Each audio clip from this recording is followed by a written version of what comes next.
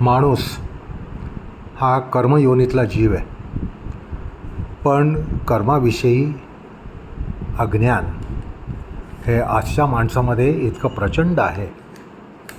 त्यामुळे हा प्रकार या ठिकाणी करत आहोत की कर्माचं वर्गीकरण समजून घेऊया. आपल्याला फक्त कर्म चांगली वाईट, सुकृत आणि दुष्कृत असे दोनच प्रकारचे जाणवतात, पण हे अपर्याप्त आहे. तर कर्माचे अनेक प्रकार आहेत.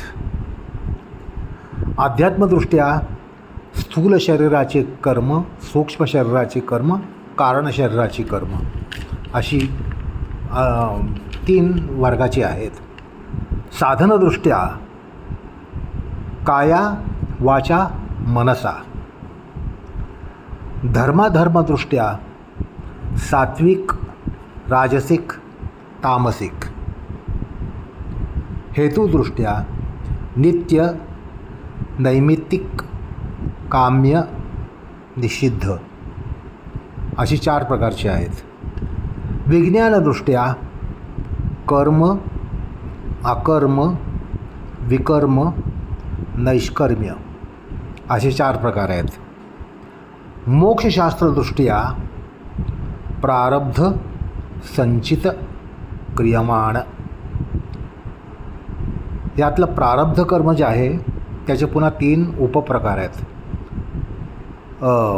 आरब्ध, अनारब्ध आणि परेच्छा प्रारब्ध.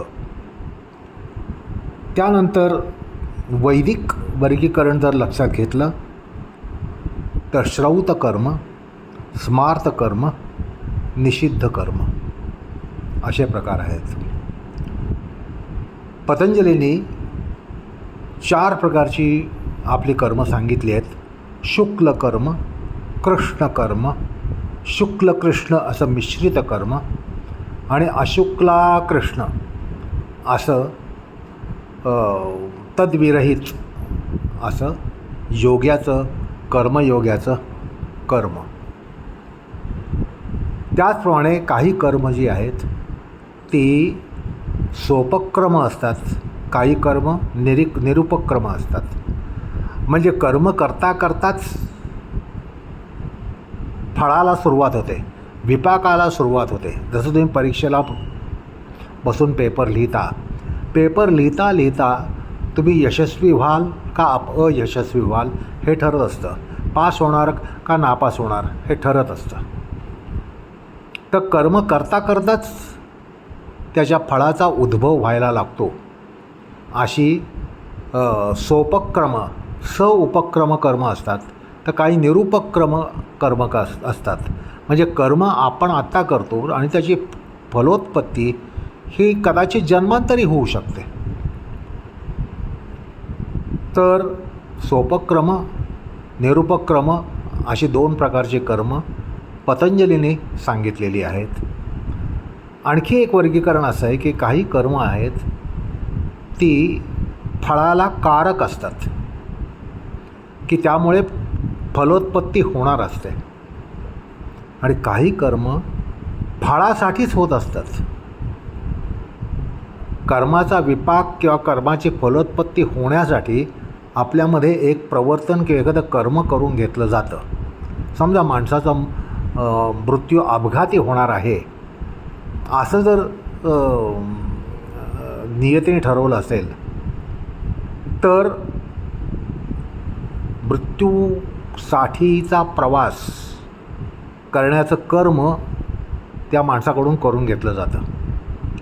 म्हणजे फळासाठी केलेलं कर्म, फलोत्पत्तीसाठी केलेलं कर्म, फलविपाक होण्यासाठी केलेलं कर्म असं आणखीन एक कर्माचं वर्गीकरण आहे.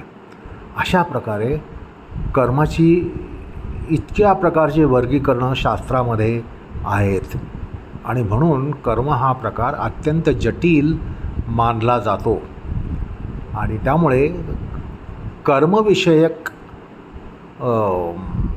दृष्टी ही प्राप्त होणं हे परमार्थासाठी अत्यंत आवश्यक असतं.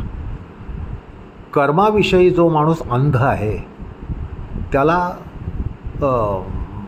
परमार्थ हा अंगीकारता येत नाही, स्वीकारता येत नाही. त्यामुळे कर्मविषयक माणसामध्ये दृष्टी निर्माण करणं आणि त्याला दृष्टी देणं हे फार महत्त्वाचं असतं. अशा प्रकारे कर्माचं एक वर्गीकरण या ठिकाणी थोडक्यात मांडलेलं आहे. नमस्कार.